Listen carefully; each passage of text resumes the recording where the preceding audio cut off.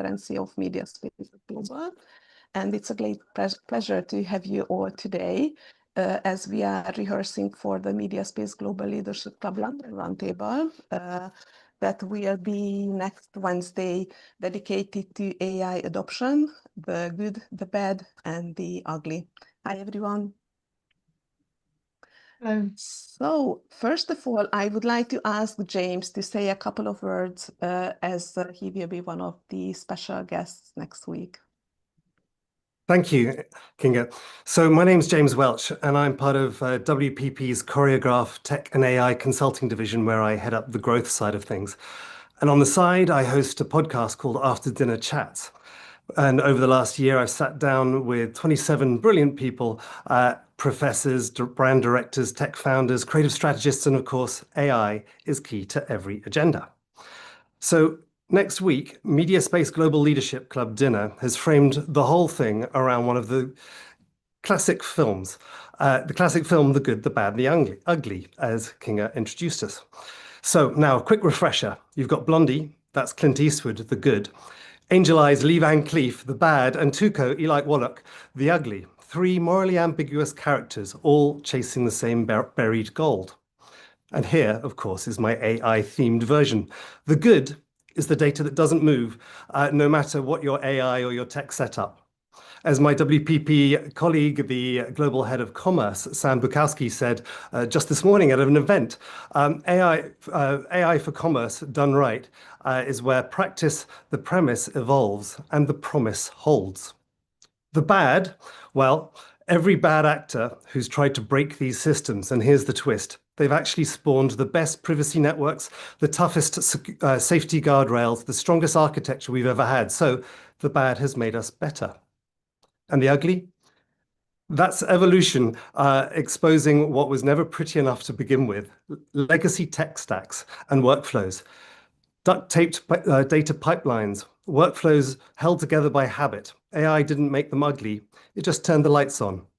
And here, beauty is not in the eye of the beholder, it's in the architecture. So I look forward to unpacking all three next week, and I hope to see some of you there. Thanks, Kinga, back to you. Thank you, James. I'm already very, very curious about this conversation. So thank you again. And let's move to Cornelia. Can you say a couple of words about what you are going to speak about?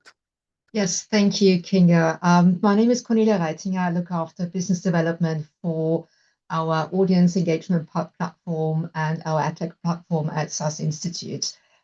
Just like any other company, AI is one of our most talked about topics. We do have a number of AI solutions as well. And this particular leadership table is really interesting for me because with all those people I've spoken to in the last few months, whether going to events or talking at customer meetings, too many times people will want to talk about, okay, let's adopt AI, but they don't really have a plan. Why and how and what? Sometimes they've just been told to adopt AI, and this is where things go wrong. You have to have a clear strategy, understand how AI can actually improve your workflow, not just adopt it for the sake of it.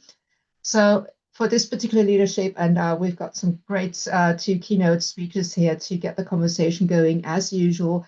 I'm really looking forward to examples from other people from different, whether it's from the brand perspective, marketing or advertising perspective. What's gone well, what's not working at all, and how can I help my customers or the people I meet at the next event and give them the right advice on how to do the good and forget the bad and the ugly. Thank you, Cornelia. And I would like to ask Pierre to say a couple of words, and I think that's a great order of speakers now because we start from the story slide or storyline and going more into the practical part. So Pierre, would you please share a couple of words about what you are going to speak about? You are on mute.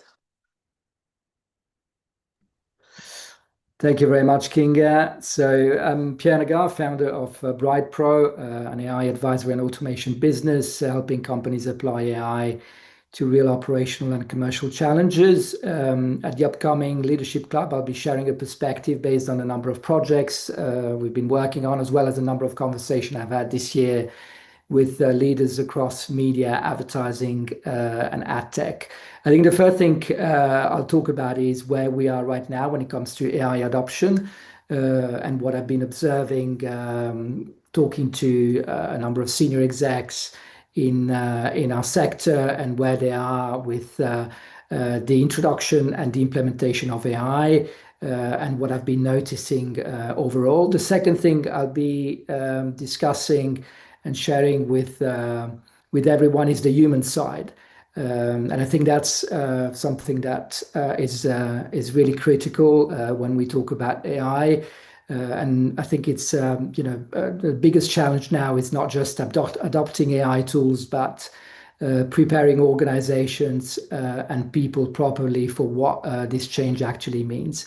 And last but not least, I also want to talk about what is the opportunity when we talk about AI, and my own opinion in terms of what I think organizations should be doing in order to successfully and responsibly integrate AI within their organizations, but also the opportunity from a commercial point of view, combining organizational readiness and technical readiness to be able to pull ahead as they exploit their internal assets. So these are the three topics and things I'd like to kind of share with the rest of the team at next week, and I'm really looking forward to discussing all of this with at the Leadership Club. Back to you, Kinga. Thank you, Pierre. And I just wanted to echo what Cornelia mentioned, that especially last time when the Q1 Leadership Club Roundtable was, and then the Mixer, we discussed agentic advertising, which is obviously the high end of this agentic transformation. And after the roundtable at the Mixer part, which is an open networking, the second part, people came up with these human reactions and the human side and the adoption side. And it was pretty clear that while there are lots of new opportunities, there is a struggle within the organizations and for many people, including our members. So that's why we believe that it would be great to look more into it and discuss AI adoption from different perspectives in a sort of neutral way, finding opportunities and also discussing the responsibility parts as well. So I would like to say thank you to Pierre, Cornelia, and James for your time today. I would like to mention that we've got just a few seats left. So if someone is interested and not invited yet, drop me a message. And I am looking forward to this conversation next Wednesday in London from 4 p.m. at SES Institute. Thank you. Fabulous. See you there. See you there. Thank you.